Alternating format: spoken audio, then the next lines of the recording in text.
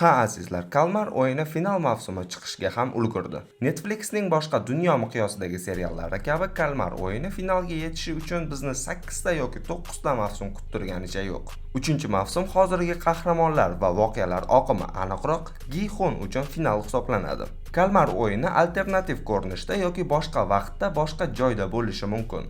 Bundan tashqari, yangilangan DCning yangi Supermani, Kalmar o'yini 3-mavsum, Chris Evans bilan yangi film, Harry Potter serialidagi yangi Garri kabi yangiliklar bilan Off Movies yangiliklari.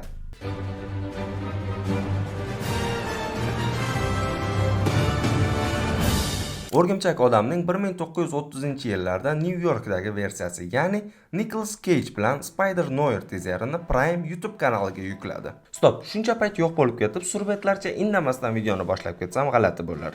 Xullas, sessiya topshirdim, kasal bo'ldim, undan tashqari eng muhimi procrastination qildim.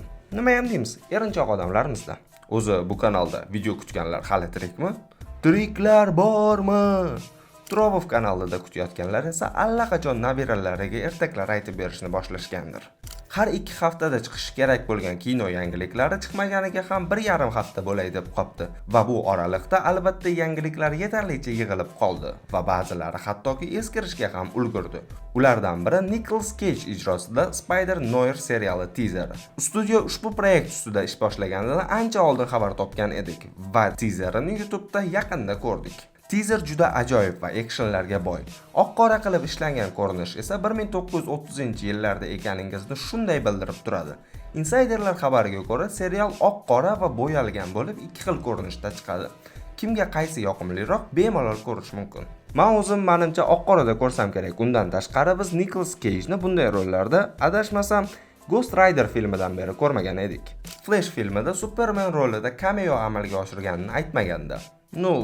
Buni Nicolas Cage rolida deyish ham juda qiyin, chunki to'liq CGI qilingan va bu yaqqol sezilib turadi.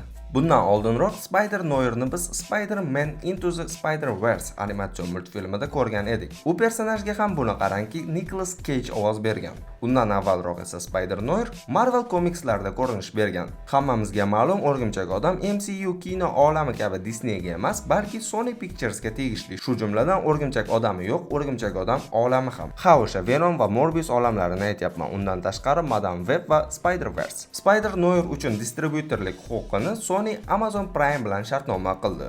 Bu degani Spider-Noir seriali faqat Amazon Prime'da chiqadi va u alohida boshqa olamda bo'ladi. Kelajakda Spider-Verse'dagi kabi boshqa olamlar bilan aloqaga kirishadimi, yo'qmi? Buni albatta keyingi fasllarda bilishimiz mumkin. Avval birinchi fasli umidlarni oqlasa bas. Birinchi fasl o'zida multi olamni qo'shishmagan bo'lsa, albatta. Umidlar oqlanishi haqida gapirar ekanmiz.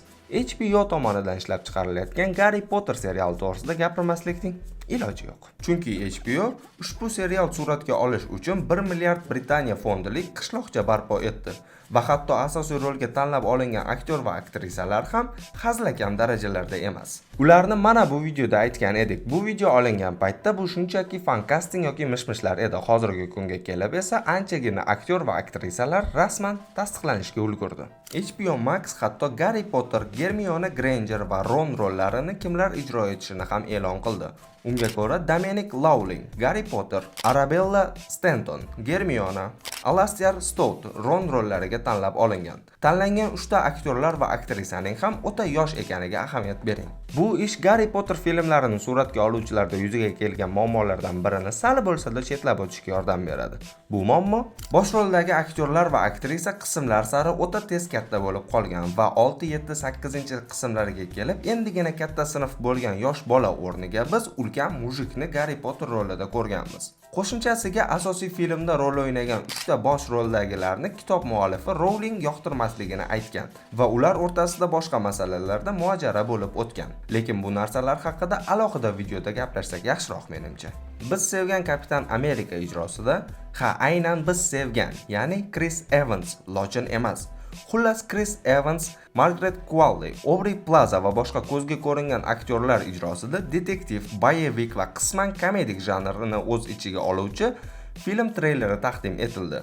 Treylerdan shunday xulosa qilishimiz mumkinki, Film 18+ bo'lish ehtimoli juda katta va film nomi Honey Don't. To'g'ridan to'g'ri tarjima qilsak, asalim yo'q, bunday qilma. Ammo ma'noga e'tibor qaratsak, Honey bu bosh qahramon qizning ismi. O'z tarjimangizni tanlang va izohlarda yozib qoldiring. Juda uzoq, qaytarib aytaman, juda uzoq kuttirishlardan so'ng biz yana ko'pchilikning sevimli fantasy olami, Uzuklar hukmdori olamidagi sarguzashtlar bilan o'rtoq bo'lishimiz mumkin. Warner Bros xabar berishicha, Uzuklar hukmdorining yangi filmi ishlab chiqarilish ishlari asta-sekinlik bilan boshlanmoqda. Alohida ta'kidlab o'tish shart, Ian McKellen Gandalf roliga qaytadi. Biz bu aktyorni yana Magneto rolidan taniymiz. Magneto der ekanmiz, Marvel kino olamiga bir kirib ketmaslikning iloji yo'q. O'rgimchak odam yangi kun, ya'ni Tom Holland O'rgimchak odamning 4-qismi uchun Marvel Mark Ruffalo bilan rol o'ynashga shartnoma tuzdi. Tuzganda ham shunchaki kichik cameo uchun emas, balki ikkinchi darajali personaj sifatida bo'lishi kutilmoqda. Shu o'rinda bir xayol yuzaga keladi. Hammasi yangitdan bo'ladi, hammasi yangi bo'ladi. O'rgimchak odamning katta bo'lishini ko'ramiz, deb filmga yangi kun nomi berilgan. Va ikkinchi darajali qahramon rolida Hulk. Nuda. Haqiqatan ham O'rgimchak odam mustaqil bo'lar ekan. Bilmadim, Marvel, balki shu O'rgimchak odamga bitta shans berib ko'rarsiz. Avval Tony Stark, keyin Fury, undan so'ng Doctor Strange, endi esa Hulk. Ushbu filmda nafaqat Hulk, balki Punisher ham ishtirok etishi kutilmoqda. Punisher personaji ijrochisi Jon Berntal bilan shartnoma tuzilganligi haqida mish-mishlar tarqaldi. Punisherni biz asosan Daredevil'ning Netflix tomonidan ishlab chiqarilgan serialdan taniymiz. Disney ishlab chiqargan Daredevil Born Again serialida ham Punisherning o'rni kichik emas. Punisher yovuz bo'lmasa-da, o'z maqsadi yo'lida odam o'ldirish va yo'lida qarshi turganlarni ayamasligi bilan ajralib turadi. Va uning xarakteri ham anchagina og'ir. Bu xarakter bilan Peter Parker qanday shug'ullanadi? Bunisi bizga hozircha qorong'u. Ammo Punisherning filmga qo'shilishi filmda qo'lbola jang va qonli sahnalar bo'lishini kafolatlaydi. Va yana Doomsday'ning premyera sanasi kechiktirilganini eshitgan bo'lsangiz kerak. Doomsday 2026-yil dekabr oyiga kechiktirildi. Bunga sabab qilib grafika va effektlar ustida yaxshiroq ishlashga vaqt kerak bo'lganini ko'rsatishdi. Bu shuni bildiradiki, biz yaqinda chiqadigan fantastik to'rtlik filmidan so'ng Marveldan ko'radigan ilk filmimiz O'rgimchak odam bo'ladi va bu vaqtda katta ehtimol Doom hujumi boshlanmagan va O'rgimchak odam, Hulk va Punisher haqiqiy oddiy ko'cha jangiga qatnashish imkoniyati bo'ladi. Balki ular Daredevil bilan birgalikda Kingpinga qarshi urushishar. Marveldan chiqib, albatta DC ga yo'l olamiz. Yangilangan DC olamining birinchi filmi Superman filmi. Agar Superman treylerlaridan xulosa qiladigan bo'lsak, James Gunn qayergadir shoshyapti. Sababi yangi olamni yaratib bizni birma-bir undagi hayot va qahramonlar bilan tanishtirish o'rniga birdaniga tayyor olamga shunday tashlab yuboryapti. Superman filmi treylerlarining o'zida anchagina super qahramonlar va allaqachon yurib turgan voqealar oqimi mavjud. Aytgancha, ba'zi manbalarda yangilangan olamning birinchi voqealari Superman filmidan emas, balki Peacemaker serialidan boshlangan. Balki bu mish-mishlar haqiqatdir, chunki yaqinda Peacemaker serialining ikkinchi mavsumi chiqishi to'g'risida xabarlar tarqaldi. Sizga qaysi Superman ko'proq yoqadi? Izohlarda yozib qoldiring. Shaxsan menga Henry Cavill ijrosi juda yoqqan. Hattoki The Witcher serialini ko'rgan vaqtimda ham Henry Cavill ko'z oldimda Witcher emas, balki Supermandek gavdalanavergan. Yana bitta savol. James Gunn Batman bilan qanday yo'l tutadi? Warner Bros'da hozirgi kunda ishlab turgan, bittasi unchalik ishlamayapti. Ikkita Batman mavjud. Bu o'sha Robert Pattinson ijrosidagi Batman va Zack Snyder olamidagi Ben Affleck ijrosidagi Batman. Katta ehtimol James Gunn Zack Snyder olamidan hech kimni olmaydi. Ammo lekin Robert Pattinson Batman'ini oladigan bo'lsa, u filmga boylangan Penguin seriali ham yangilangan olamga o'tadi. Agar Robert Pattinsonning Batman'ini ham olmaslikka qaror qilinsa, unda yangi Batman yaratish kerak va Warner Bros'da yurib turgan yana ikkita olam qolib ketadi. Darvoqe, Joker olamini ham esdan chiqarmaslik kerak. James aka qanday yo'l tutar ekan? Buni yaqin kelajakda bilib olishimiz mumkin. Ushbu ovozni eshitganda deyarli barchaning xayoliga bitta o'yin keladi. Bu o'sha yoshligimizdagi ovunchog'imiz Clash of Clans o'yini. Aytgancha, agar siz bu o'yinni o'ynagan bo'lsangiz, tabriklab o'tay. Biz qariyapmiz. Adashmasam bu hazillar avvalan qayerdadir etgandim. Sizlarga yaxshi yangilik ham bor. Netflix Clash of Clans to'g'risida multserial chiqarishni e'lon qilib, promo art taqdim etdi. Bundan sal avvalroq Marvel Studios Ironheart serialini salkam 1,5 yillik kechiktirishlar va qayta ishlashlardan so'ng oxiri chiqarishga qaror qilganligi to'g'risida Telegram kanalda yozgan edik. 25-iyun kuni ushbu serialning birdaniga 3 ta qismi chiqdi va qolgan 3 ta qismi 1-iyul kuni chiqadi. Buni qarangki, bu proyekt yemasligiga Marvelning o'zi ham ishonchi komil bo'lganligi uchun boshqa seriallar kabi haftasiga bittadan emas, balki 3 tadan chiqarib tashlayapti. Undan tashqari bu serialni aynan hozir chiqarishayotganiga ham alohida sabab mavjud. Chunki yaqinda Fantastik 4lik filmi chiqadi va agar Ironheart proval bo'lsa ham muxlislar buni ko'p muhokama qilishmaydi. Fantastik 4lik chiqqanida e'tibor u filmga o'tib ketadi.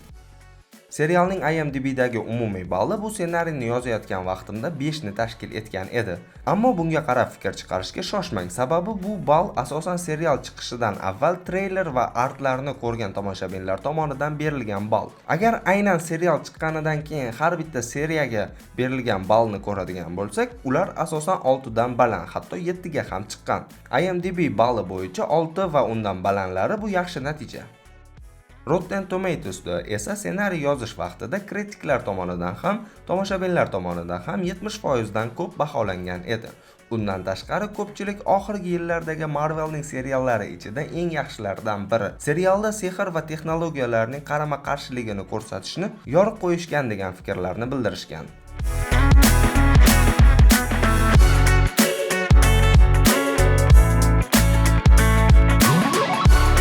Men ham dastlabki 3 ta qismini tomosha qildim. В целом serial unchalik yomon emas.